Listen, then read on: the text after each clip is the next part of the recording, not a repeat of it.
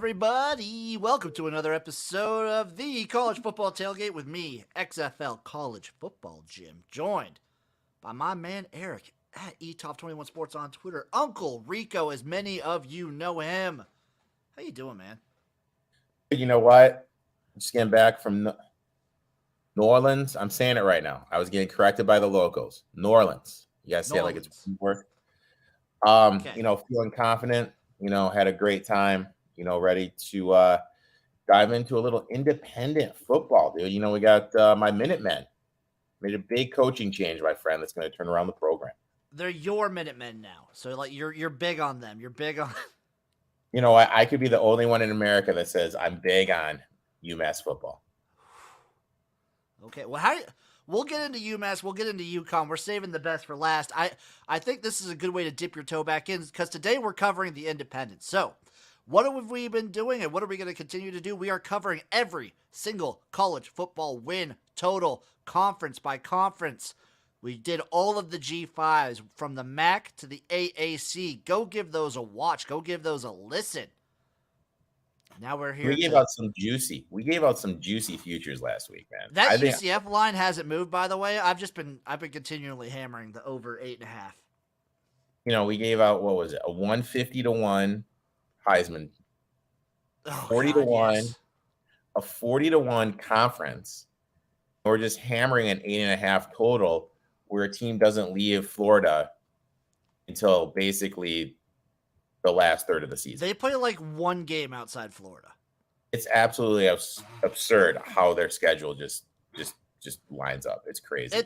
It's insane. So the bridge that we're doing between the Power 5 and the G5 is we're doing the independents. So we have Army, Liberty, BYU, New Mexico State, Notre Dame, UConn, and UMass. We're going to be going through team by team, game by game, schedule by schedule. What team better to start it off with than the Army Black Knights? So the thing with Army is, by the way, win total set at 8. All right. Army's returning 45, 8 starters on O, 6 on D. Taylor will be the starting quarterback. He only started 4 games last year. He started out the season great, but sat out the remaining of the season due to injury. Their biggest win of the offseason is their running back Buchanan hit the transfer portal, but he's coming back. So they have him plus their other top 3 running backs, solid running back room.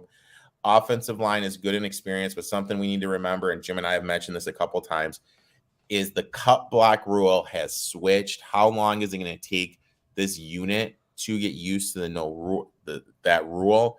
For those that don't know, it's got to happen in the tackle box. Anything in front of the line of scrimmage outside the tackle box is going to be a penalty now. D-line returns for the top 6, but they did lose a player that was a second team all independent. They lost Smith in the linebacker room, which is going to hurt. Secondary is phenomenal. But, I mean, for me, it all comes down to how quick can they get accustomed to the chop block rule. So I'm kind of... So they change there's that change in the cut and the chop block rule, but also the change that allows these offensive linemen to bulk up a little bit more and get bigger. Maybe they can actually start pushing their weight around a little bit. Yeah, that's true. Maybe they can get a little push, a little underneath the pads, pushing back a little bit. And if you're an offensive lineman, the one thing you want is a run-first offense, and which is these are like a run-only offense, so they should be thriving still. It's going to be interesting. It's going to be interesting to see, and there's a lot of good first games this week 1, but this Army Coastal game week 1, it with the changeovers Coastal is making, and then Army not knowing how they're going to do with the offensive line. You got Taylor coming back to be QB1. How's he going to look after suffering a season-ending injury? A lot of real juicy things going on in this game. There's a lot of excitement in this one. As Eric was alluding, let's break down the schedule. Coastal Carolina versus Army at Coastal. What are we thinking? With how much Coastal is losing and Army being Army, I think I'm going to give this to Army. I'm actually going to start with disagreeing with you Ooh. because, yes, I know Coastal's losing a lot, but I think Coastal is still a good team. I think Grayson McCall is a difference maker, and they run an option style offense, and they have the entire preseason to prepare for Army. This is the best time you can get a team like Army is week 1. Let's play Jim. Guess that line. Coastal minus 2.5. 3.5. 3.5. I like Army to cover, but I like Coastal to win. I like Coastal to edge them out. Over under of 55. See, you want to say under, but like Army will get in these fucking weird games because I don't trust Coastal's defense. You remember Army versus Wake last year? Was it like 72-60? That game was insane. They were all over the place. Yeah, it's tough.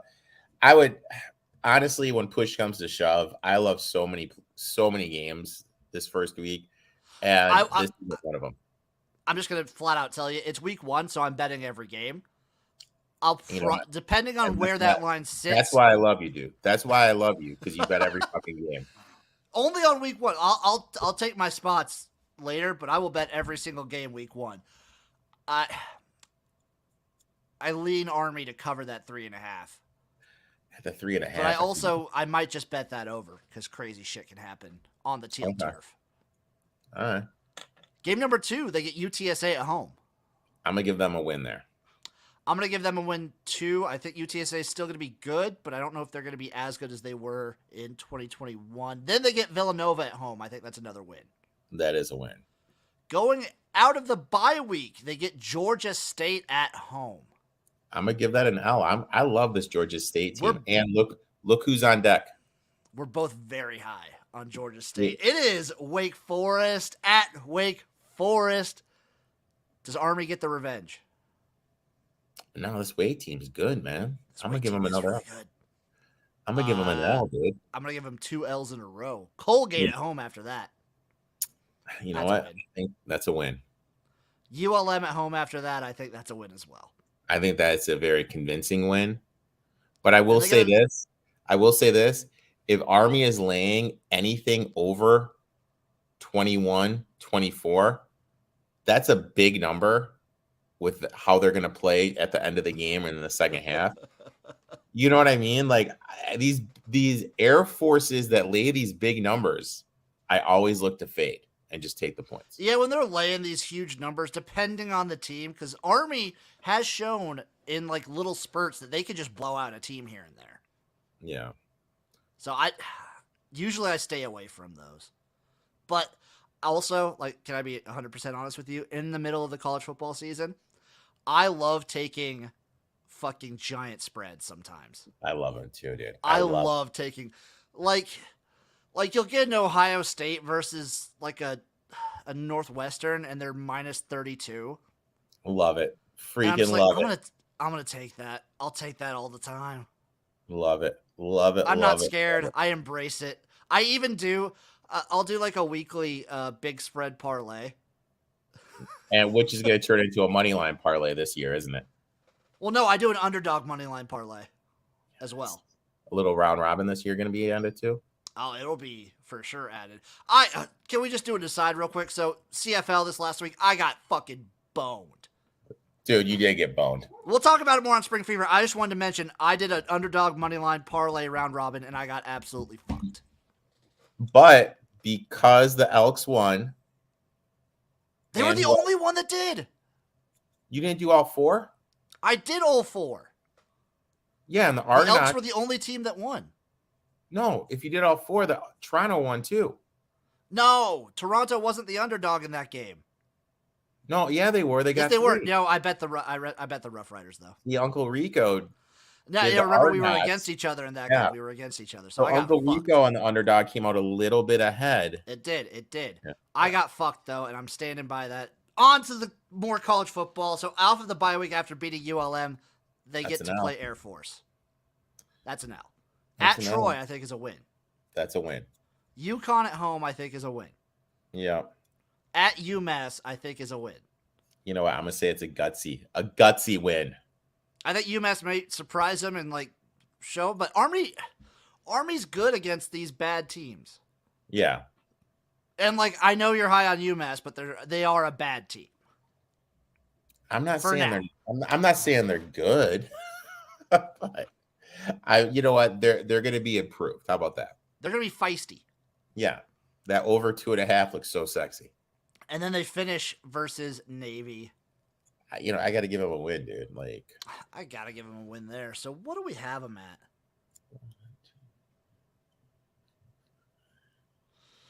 I have them at 8. I have them at 8, 9. I have them at 9. I got them at 8. So their win total is set exactly at 8. It's a pass. Minus 125 on the over, minus 105 on the under. Yeah, I might lean under. I would lean under too. Because I honestly think like that Navy Army game at the end of the season is always weird. Yeah. Like Navy very well could come after them. Maybe. I do have them losing to Coastal. If they win against Coastal, like UTSA could always beat them. They could go 1-1 there. I lean under. That's not a strong lean, but I lean under. Strong lean to the under? No, not a strong lean. A slight lean. Okay. All right. I'll give you that. Up next, we have the BYU Cougars win total set at 8.5, minus 140 on the over, plus 110 on the under. 8.5 for BYU. Returning 37, 8 on offense, but all 11 on defense. I'm assuming Hall is going to be the I think so. Start of the season. He did he did lose it, but it's safe to assume that if he loses his job, if he struggles, they have 2 capable backups. No clear-cut RB1 as Allegreer left to go to the NFL. They did bring in a transfer from Cal, Chris Brooks, who's going to slide in, I believe. They got the Nuclear brothers transferring in, one from Utah, one from Washington. They're going to take over, be wide receiver 1, wide receiver 2. That's going to move Romney, who was a wide receiver 2 last year, down to the 3rd wide receiver. So it's a decent wide receiver room. Offensive line, they're losing their starting center. Everyone else is returning. They added a JUCO and an Oregon transfer. D-line's losing in a 1 backup. Linebacker room, is the strength of the defense. Insane linebacker room. And this is the best defensive back 4 that BYU's had an insanely long time. 3 of the 4 in the back 4 are going to be seniors. So that's good and experience. This defense is flipping legit. The one worry is, and it's a worry with everybody, if the injury bug comes, there's not much depth. Can I say something real quick? I am so high on this BYU team. Okay. I am extremely high on this BYU team. If you can find odds for BYU to make a New Year's Six Bowl, I love it. I would even sprinkle BYU to make the playoffs. See, I'm looking right now. I'm so high on this team. Well, I'm a little disappointed in FanDuel right now. I'm looking at FanDuel, and they have to win 10-plus games. Hoping I'd see one. They have Notre Dame at plus 200. No BYU? No BYU. Maybe we'll have to wait till August to get that. No BYU. Maybe they'll have more teams for that in August. So their win total is set at 8.5, minus 140 on the over. You want to dive into this schedule? Let's dive into it, big man. At USF to open the season. You know what? That is a convincing win. Baylor at home. Next game up. It's a win, dude. That's a win. At Oregon. That's a win. I think that's a win. Oregon, no head coach. Who knows what's going on there with the Ducks? Yeah, I mean that. I'll say that's a win for them. Wyoming at home. I think that's a win. Dude, just win. Wyoming's Utah awful. State. Getting Utah State on the short week. I think that's a win. Notre Dame in Vegas. See, this is where these two Tough. games right here, Notre Dame and Arkansas back to back. They go 1-1. I think they beat Notre Dame, but Arkansas is some big boys, and I don't know if they have. This is the game on the schedule that Chase is most worried about. Yeah, really. Yes, I've talked with him multiple times. Who does Arkansas have the week before? I'll look it up real quick. So Arkansas before BYU, they play at Mississippi State. So their schedule is kind of brutal. So they go versus Texas A&M in Arlington, Alabama at home, at Mississippi State, at BYU. That's tough. And then they have a bye week, and then it's at Auburn. Yeah, they could lose that game. They could. I think they go 1-1. I think they go 1-1 here. And then after Arkansas, they play at Liberty. I think that's a win. Yep. East Carolina at home. I'm going to say it's a win. At Boise State. Tough, but it's before the bye week. I think that defense is good enough to give them a win. I'm calling it a win. I'm saying a win. You know what? And they get an extra day because that East Carolina game's a Friday night game. Yep. Utah Tech after the bye week. Dude, fun fact, I consider myself a pretty sharp person when it comes to football. I had never heard of Utah Tech until right now. I'll be honest, I had never heard of Utah Tech either. I mean, I'm just going to throw that out there. I apologize to everybody, but I have never heard of Utah Tech before. FCS, don't really know much about them. Let's see how they did in 2021. They went 1-10. I'm going to call that a win. I'm gonna say that's probably. I'm going to go out on a limb here. I'm going to call that a win. Probably a win. And then they play at Stanford to end the season. I'm going to say that's a win. I'm going to call that a win, too. I have this team losing one game. All right. So this is my philosophy. If I can find odds for BYU to go to undefeated, I will take odds on that. Give me money to bet that. I'm going to bet them over 8.5 minus 140. So I'm looking right now. This is how my head works. I look at the schedule. I'm completely with you. I think that when you see a team that has the potential to go undefeated and possibly sniff their way into a college football playoff, you at least need to throw a quarter unit down on them to win it all because it's an easy hedge opportunity. And I'm looking at Bet Online right now. They're at 500 to 1. I mean, I'll throw $1 or $2 on that. Oh, dude, I was going to throw a little more, man, but that's just me. Well, what are you throwing on that? I would throw a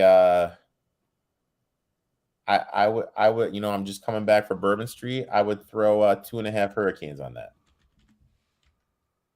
$25. $25 to win 12,500.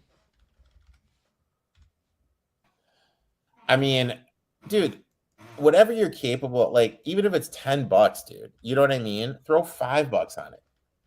And you're going to be in a phenomenal position because you have to think about it. Hypothetically, on the 26th, if they're undefeated going into Stanford, they have a great resume. Yeah. Wins at Oregon. If they're undefeated going into Stanford, they have wins against Baylor, Oregon, Notre Dame, and Arkansas. And at Boise State. State. I think at 500 to 1, you have to throw a little on it. I'll throw a little bit. At 500 to 1, you have to throw a little bit on it. And if you on a November 26th, if they are undefeated, probably going to be laying 3, somewhere like that at Stanford. Just put a little money, Stanford money line. You're in the green. Just go for it. Never hedge. You know what, dude? Fun fact, dude. I usually never hedge, but there's this one time I bet the Milwaukee Bucks at 100 to 1 to win the East and 200-1 to win the NBA championship. And they were up 2-0 against the Toronto Raptors and then proceeded to lose 4 games in a row. And I told myself after that, if I ever have anything over 100-1, I'm going to throw a little hedge on it. I can respect that. I definitely. What do you think of the win total? I know you don't like betting them this big. I would lean to the over. I mean, I think there's going to be insane value. I wonder if they. Let me pull up. FanDuel sometimes has some look-ahead lines. Let me see if FanDuel has some look-ahead lines. Minus 140, I still like it. I like it quite a bit. Minus 140, that's a great, I would lean that way. I'm personally not going to bet it. I would lean that way. I'm looking right now. BYU is laying 1.5 right now versus Baylor. To me, I'm totally hammering BYU in that spot. I would love that. BYU is getting 6.5 at Oregon. Love it. I might just moneyline parlay BYU throughout the season. And just keep rolling it over. I might just keep rolling it over. They're getting 6.5 versus Notre Dame. I think that's what I'm going to do. I'm just going to roll over BYU the entire season. I mean, that makes sense, dude. Just keep on going with it. The only game I'm worried about is that Arkansas game. Arkansas's got some big boys, man. I'm super high on Arkansas too. Arkansas's got some big boys. We'll talk about them when we talk about the SEC. I would lean the over, but I mean, it's a fun future. You could be in a good line, a good spot, having 5. If you have 500-1 on a team that made the Final Four, you're in a great spot and in a great spot to make money. So I say put a little bit on the 500-1. I'll put a little bag of chips on that. Up next, we have Liberty, the Flames. Win total set at 7. So minus 140 on the over for that as well. Plus 110 on the under for Liberty. Returning 45, 7 on O, 4 on D. They need to replace Malik Willis. It's an open comp between Charlie Brewer, who was at BYU, then he transferred to Utah. Now he's transferring to Liberty. They have a Tennessee transfer, Bennett, and last season's backup, Nate Hamilton. So it's a 3-way battle. No clear-cut winner right now. Day Hunter from Hawaii, who I kind of like, is transferring in. He's going to be RB1. Wide receiver room basically is losing everybody. A lot of that's going to depend on the transfers coming in, how they're able to adapt and everything. Offensive line, they have 3 group of 5 transfers coming in and returning 3. So it's kind of the strength of the offense, kind of a good deep group, returning 3, getting 3 power 5s in. D-line, strength of the defense, they return basically everybody, plus they're adding 2 transfers from Auburn. Linebacker room, they were losing their top 2 linebackers, which is going to insanely hurt. And they're losing 3 out of 4 of their starting DBs. So, I mean, this defense is going to be the key. Bad. And it's going to be bad. It's just kind of like you don't know what's going on at quarterback. And the fact that none of these 3 guys has been good enough in the spring to solidify themselves as the starter is worrisome.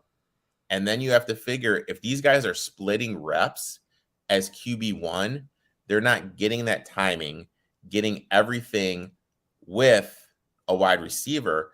So, yeah, I'm sensing a lot of struggles for Liberty, especially at the start of the season. Luckily for them, their schedule isn't too harsh. I think 7's a good number off the bat. So they start at Southern Miss. Coach Jim, Uncle Jimmy, let's play my favorite game. Liberty minus 6.5. Sworn I saw it earlier, and I can't find it now. I believe it was at 3.5. What? You got to find that. We have to know. gonna panic. I'm sifting through. Either way, I think that's a win. Yep. Then they Liberty get UAB laying at home. 3.5. What was that? Laying 3.5. Yep. I like Liberty there. I'm gonna give them an L against UAB. Do we think UAB kind of rallies around their coach like retiring? I think Due they to do. injury, and They're hurting they so much. win one for him. Dude, but here's the thing, like, it's his system, his assistants. They've been there for a while. I still think they're going to be really like I'm with you. I think UAB is good. You have a team with a lot of experience. You have a team that is losing everybody on the defensive end, basically. I think UAB wins this game. Yeah, I think UAB wins this game. I think UAB definitely. Then they get to play at Wake. That's a loss. I think that's a loss. This could be one of those weird Wake games though, where that Wake like fumbles the ball, but I think Liberty loses this one. Akron at home. Win. I think that's a win. At ODU. They're gonna go 1-1 here. With at ODU and at UMass? Yeah.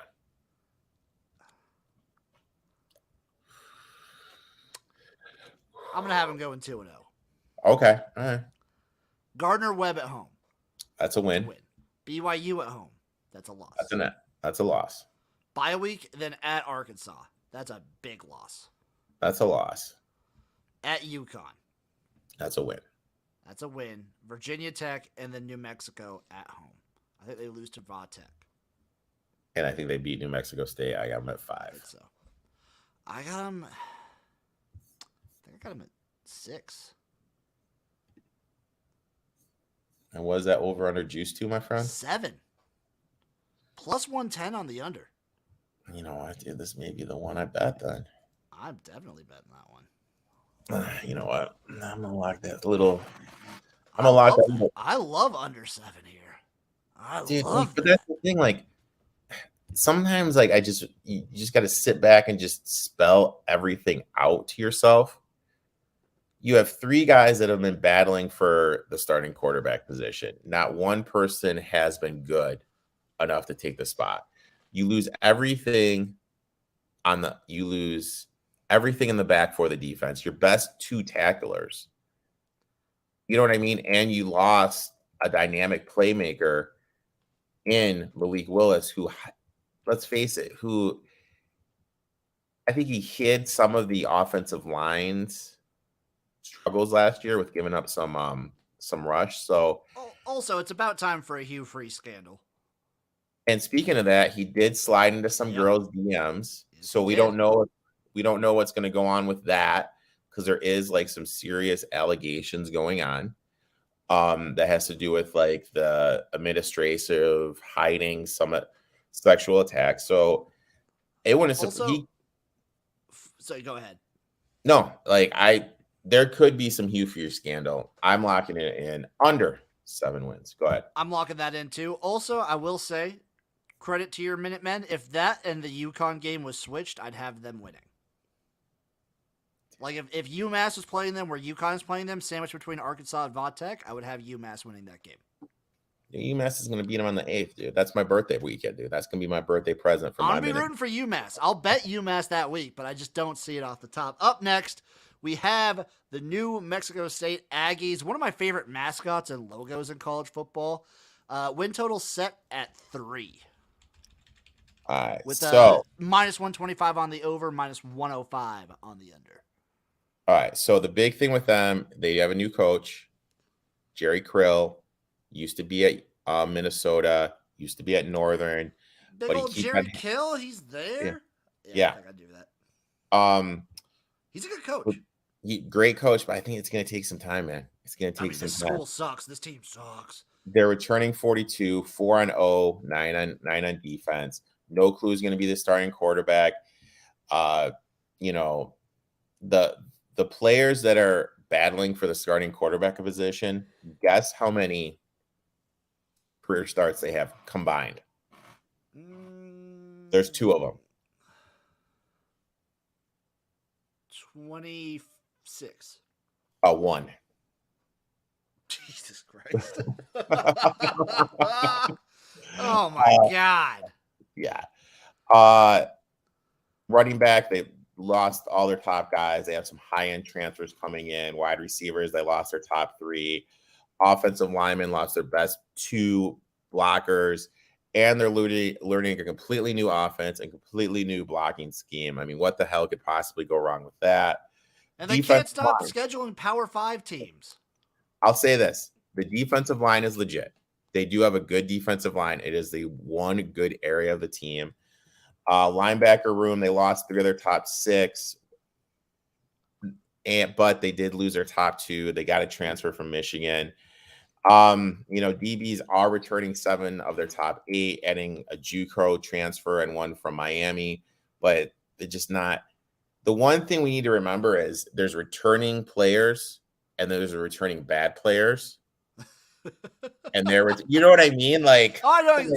Sometimes attrition, you have addition by subtraction for some of these schools. Yeah. So, I mean, like, Keel's good, but it's going to take time. You know what I mean? Like, it's gonna take time for him to be able to turn this effort around. So you ready to break down this schedule, dude? And it starts out with Nevada, who basically lost everybody. So I think they lose this game. This is going to be a game I'm going to look to bet the under, just because Nevada did lose basically everybody to Colorado State. They're implementing a new system. New Mexico State's going to be implementing a new system. So I'm going to give this game to Nevada, but I'm definitely going to bet the under. I will bet the under, and I'll probably bet New Mexico State because this is a game of chaos and wild shit can happen. So I think Nevada wins. I'm going to be betting New Mexico State. At Minnesota after that. That's a loss. That's a loss. At UTEP after that. Back-to-back, I think that's a loss as well. You're not going to back them in the big I-10 rivalry game? No, I will not. If this was maybe ahead, I actually think UTEP's on the upper swing. Yeah. I'm going to, yeah. And then at Wisconsin, back-to-back road games. That's just brutal. I'm going to give them an L. That's an L. And then Hawaii at home. I'm going to say between Hawaii and So, yeah, they have Hawaii and FIU at home back-to-back before the bye week.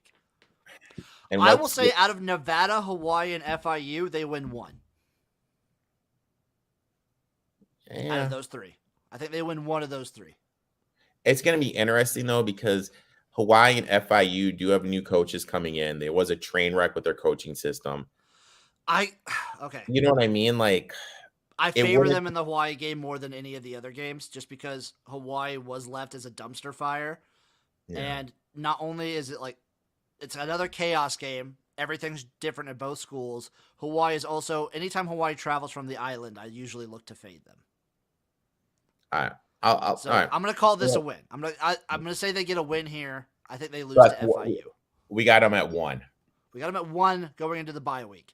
New Mexico, the Lobos at home after the bye week. That's an L. I think that's an L. San Jose State at home after that. I think that's an L. The fat, dirty L. And then at UMass, at your Minutemen, before the bye week. Can they do it? That's an L. After the bye week, they get Lamar. It's a win. That's a win. At Missouri. L. And then at Liberty. It's another L. 2 wins. So their best shot, in my opinion, is Nevada, Hawaii, and FIU. But then they're just pushing. They just push at 3. I have it at 2.5, right? I have it at 3. I'm seeing 3. Oh yeah, it's at 3. Bet online, it's at 3. Yeah, my fault. I'm on this under. I'd lean under too. I mean, it's a rebuild season. It's a heavy rebuild season. Krill can coach, but they just lack. Like, do they win against Nevada, UTEP, Hawaii, FIU, New Mexico, UMass, Lamar? How many wins do they have out of those schools? Like 3 tops. Yeah. Yeah, I think it's going to be decided in this Hawaii FIU stint. If they go 2-0 there, they're going to hit the over. No, because what if they lose to Nevada? If they win both those games, then they're going to push. Oh yeah, that's true. I don't see, like, I could see them getting to 3. I don't see them getting to 4. Mm-hmm. That's the tough part. They would have to beat Nevada. So, like, to me, it all hinges on this Nevada game. If they beat Nevada, then it's open for Hawaii, FIU, and then Lamar. So you'll kind of, in my opinion, you'll know week 1 whether or not you're going to hit the over or the under. Because if they beat Nevada, then I think obviously they can beat Hawaii. And then FIU has to come to them. Yeah. And maybe they upset New Mexico or at UMass, but I still like the under. I don't see that as super likely. I'm betting the under. I'm just going to say that flat out. Minus You bet 105? it? Yeah. Okay. I'll bet that. Speaking of another thing, I bet Notre Dame 9.5. By the way, Notre Dame 9.5. Let's see what their gosh, I lost the odds. Oh no, Notre Dame's win total set 9.5. Vamp Eric, while I find these odds.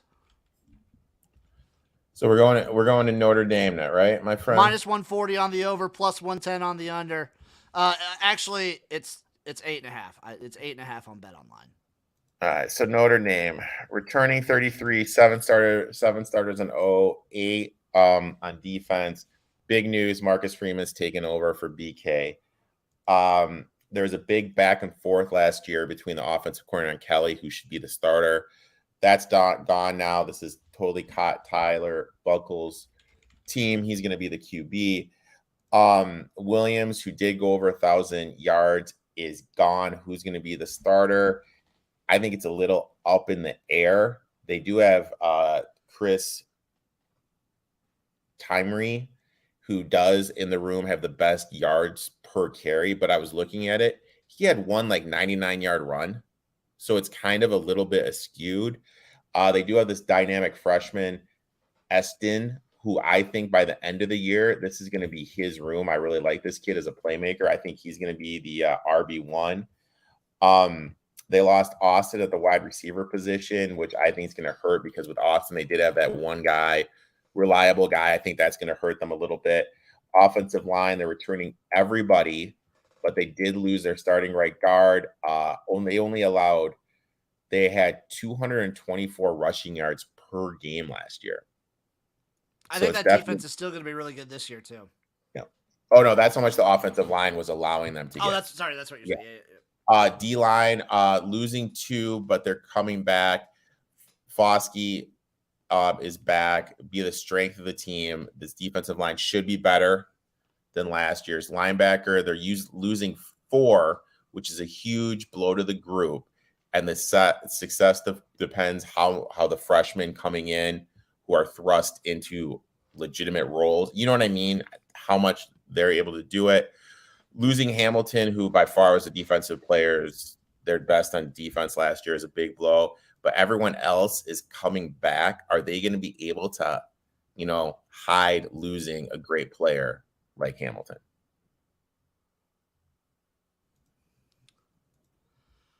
I think this team's still going to be really good.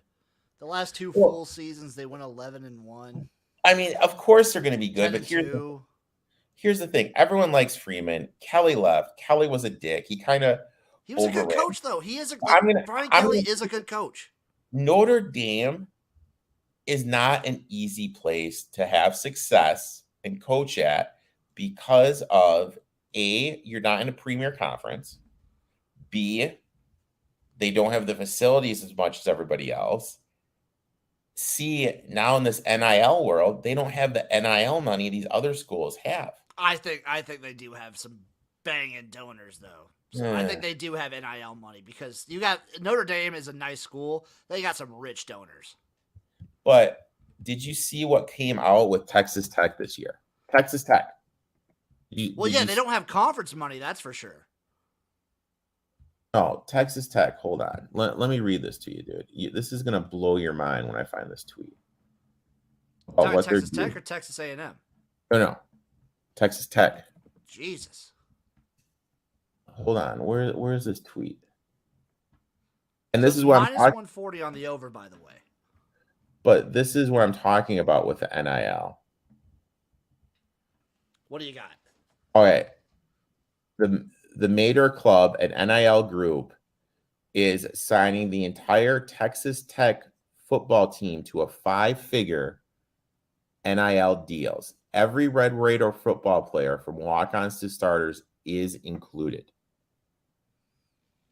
You know what I mean? So, like, here's the thing, like, I think Notre Dame has that kind of money.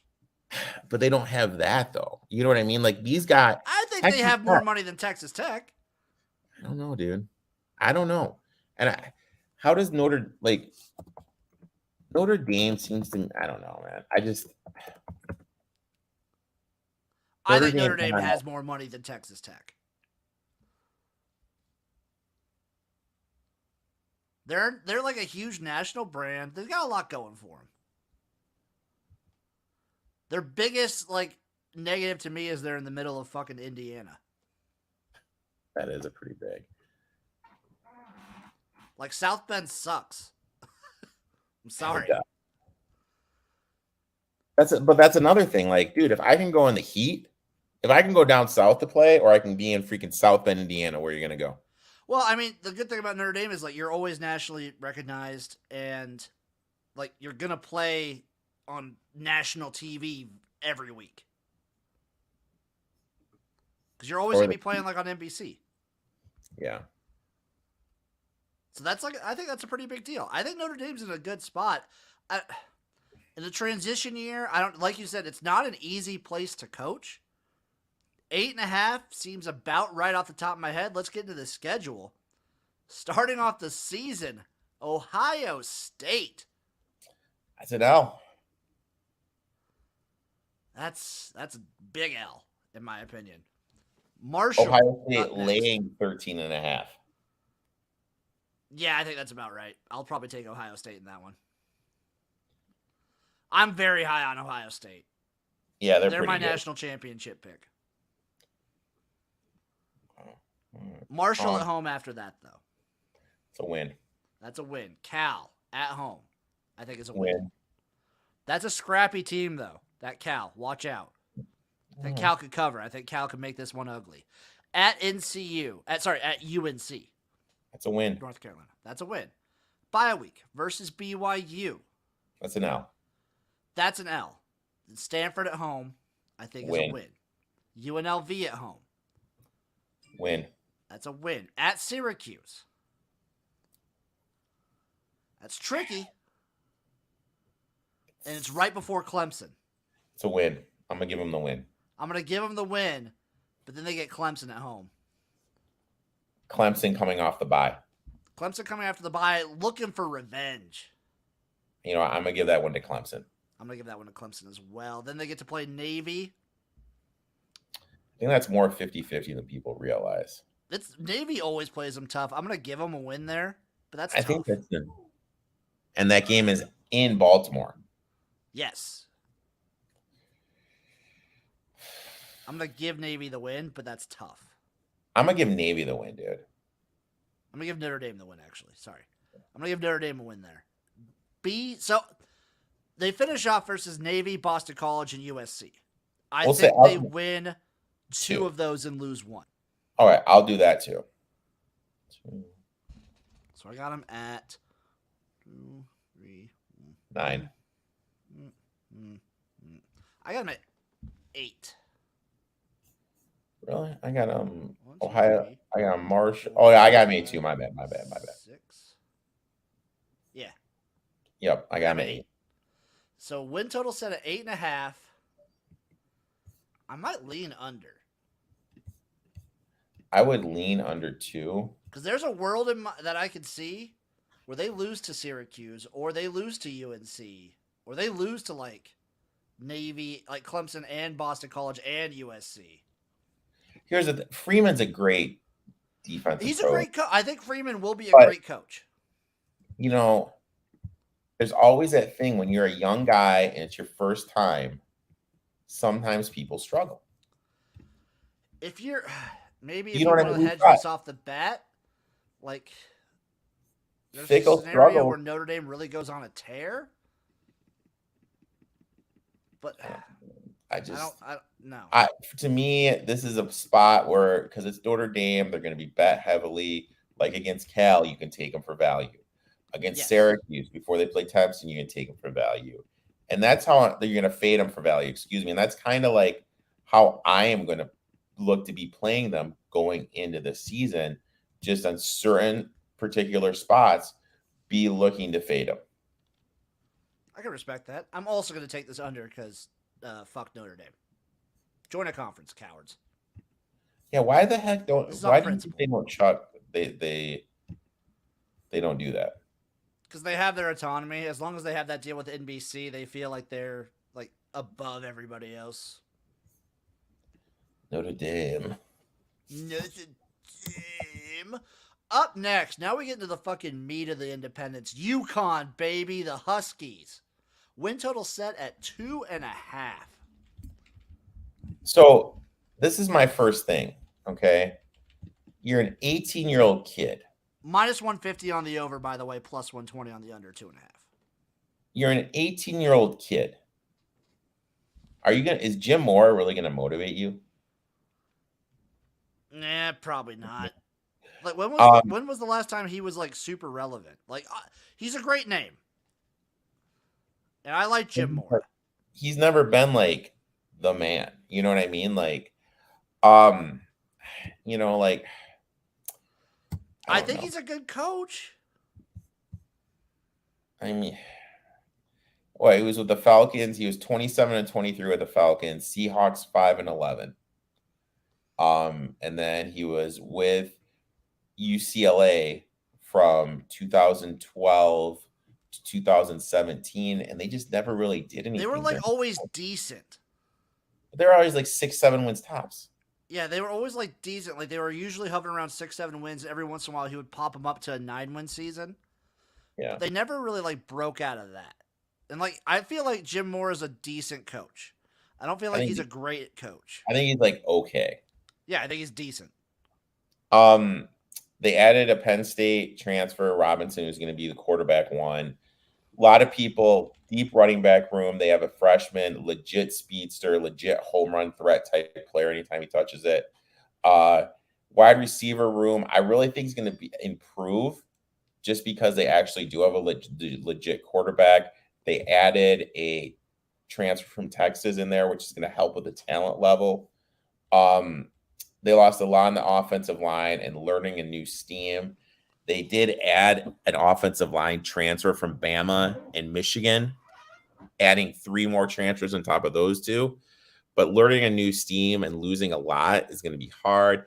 Defensive line, they lost their top player, Jones, again, switching defensive line schemes. Linebacker room, just nothing. Linebacker room, they have people, but it's not that talented. DBs will be the strength of the defensive unit. They do have a good DB room. You know what they don't have is a very easy schedule. No, they don't. So at Utah State to start the Loss. season. That's a loss. That's all the way at Utah State? Yeah. Yep. CCSU Blue Devils. That's a win. I'll give them that. Syracuse at home. That's an L. That's a loss. At Michigan. L. Big loss. At NC State. L. Fresno State at home. L. Who's coming off a bye. Yep. At FIU. Winnable. They have a chance here. Winnable. But give it to FIU because it's it's at the airport. Then at Ball State back to back after that. That's a loss. That's an L. Bye week. Boston College. L. UMass. That's an L. Liberty. L. At Army. L. L. 1 win. 1, maybe 2. And what's their over under at Big Dog? 2.5. I'd lean the under here, man. Plus 120 on the under. I would lean the under. I'm going to take the under. I'm going to take the under there. Last, and certainly not least, Uncle Rico's team of the Independents, the UMass Minute Men. Win total set at 2.5. Minus 135 on the over, plus 105 on the under. You know what? What was their over under at? 2.5, just like UConn. And we Yeah, already gave them the win against UConn, so that's a win right there. All right. So the big thing about that is you know who's coaching them this year, my friend? Who's coaching the UMass Minutemen?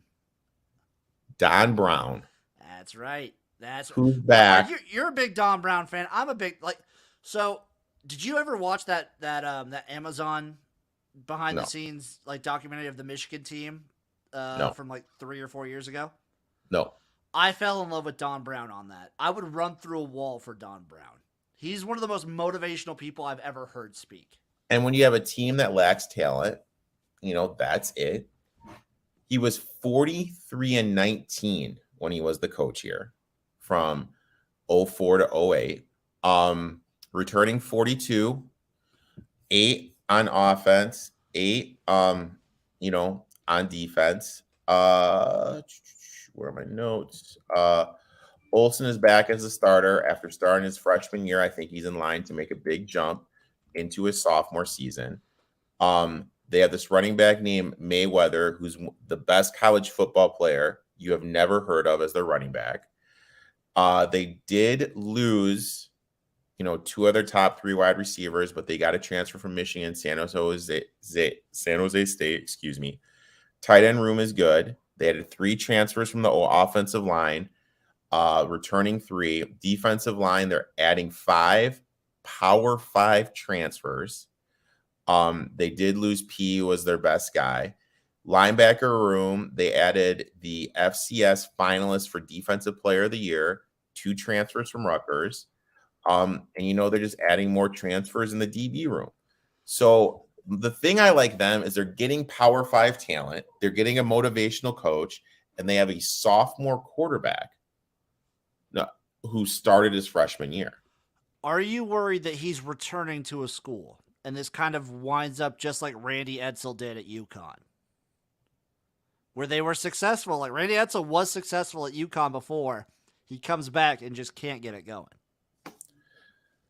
It's a good question, but I was never a Randy Edsall guy.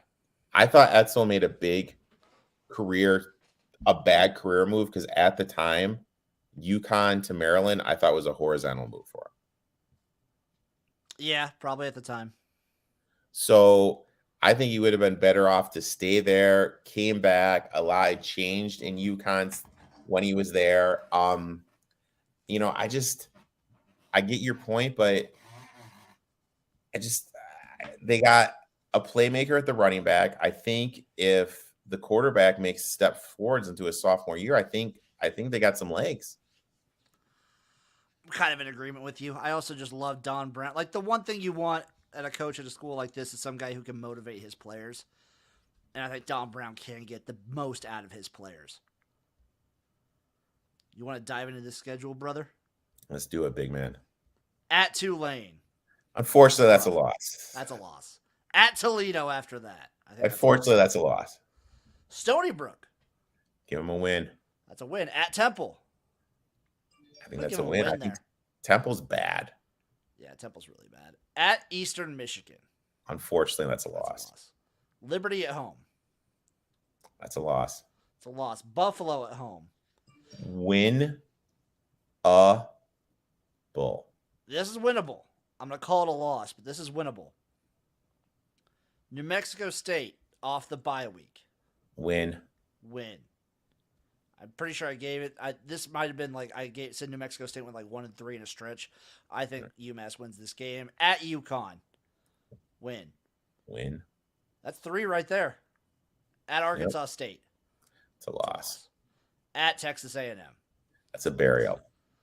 Army at home. That's a loss. So you have them at 3. I have them at 4. They could win 4. They could get sneaky and win 5. No, I have them at 4. I have them New Mexico at UConn. I have Stony Brook. You have 5. I have Stony Brook, Temple, Buffalo, New Mexico State. at UConn. I have him at 4. Dude, can You you have him at 5. imagine? 3.5. Sorry, 2.5. I'm Come on, calling the it over. right now. Sorry, I was reading this wrong. Over 2.5 is plus 105. If I can't find this on Bet Online to save my life, dude. If they are bowl eligible, and if they need to beat Army to get into the bowl, we need to. Can I say something real quick? Yeah. Bet Online, we love you. Shout out Bet Online. Shout out Better Than Vegas. Can you stop swapping the over and the under for these win totals, like for certain teams? Put the over on top. Put the under on the bottom. Yeah. They did it for every other team. I almost bet the over on UConn. Here we go. Over. There it is. UMass. God, that's such a sexy total, dude. Give it to me, big dog. UMass God over. dang. 2.5 wins, dude. God. I almost just bet the under for UConn at minus 135. The over is plus 105. That's such a sexy bet, dude. God dang. I'm saying this right now. If, my friend, it's November 26th, right after Turkey Day, that Saturday, I think we need to go live during the Army UMass game and just break it down for the people. I think so too. I think that's a good. That's only if UMass needs to win that game to become bowl eligible. If UMass needs to become bowl eligible or to get our win total, either one. Either one, I think we need to do it. Yes. If they beat Army and go to a bowl game, maybe Don Brown Coach of the Year.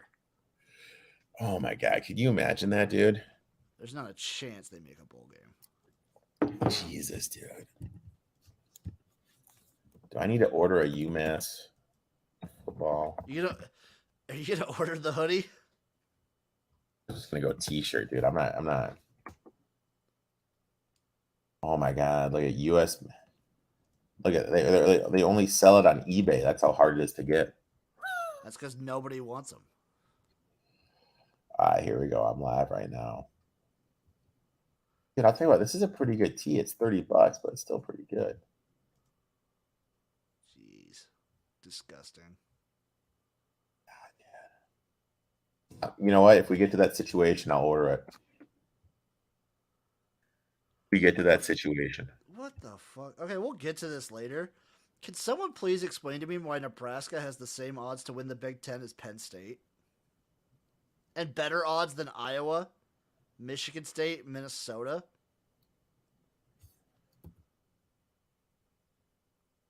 Am I high?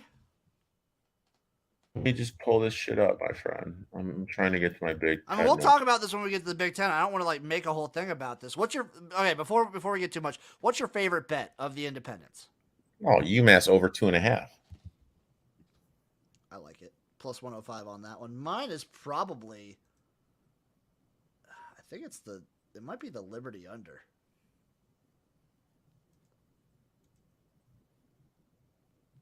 I think it really might be the Liberty under. Plus 110. Yeah. Under 7. I'm going to say that. Liberty under. That's my favorite one. Take it. Take it, folks. Cash those checks. Oh my God. I hate to talk about your boys, but did you see the end of their schedule? Yeah. At Michigan, Wisconsin, at Iowa. I think it's just because they have a different quarterback.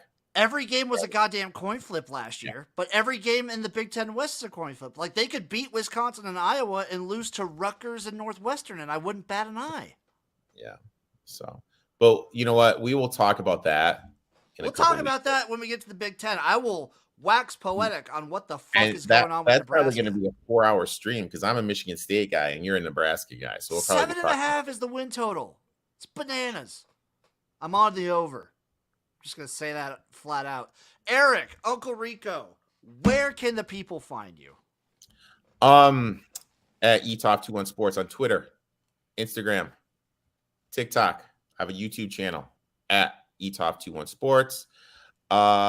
Tuesday night, about right when this should be finishing, eTalk21 Sports Show comes on. I'm going to be breaking down a little NFC South, and oh my God, Ooh. I have a conspiracy. Is your conspiracy mine that I think the Saints are going to win the NFC South this year? Dude, you just stealing my thunder, dude? Oh shit! Watch his stream, folks. Watch his stream. You just here just No, find out his answer on his stream. We don't know his answer. Yeah, I'm pretty high on the Saints this year, my friend. God damn it. Me too. But follow him on Twitter. Follow me on Twitter at XFL Jim. Follow us both on YouTube. And follow the show. Give us a like. Give us a follow. Find the episodes. Well, we should have all of the previous episodes either VODed on YouTube or if you head over to Better Than Vegas, there should all be there too. I'm going to get those uploaded there. Give us a follow on Spotify. Give us a follow on Apple Podcasts. Give us a listen. We'll win you some money, folks. This is a nice little future opportunity. Thank you for listening. Thank you for watching. Love you, babies. Mwah, mwah, mwah.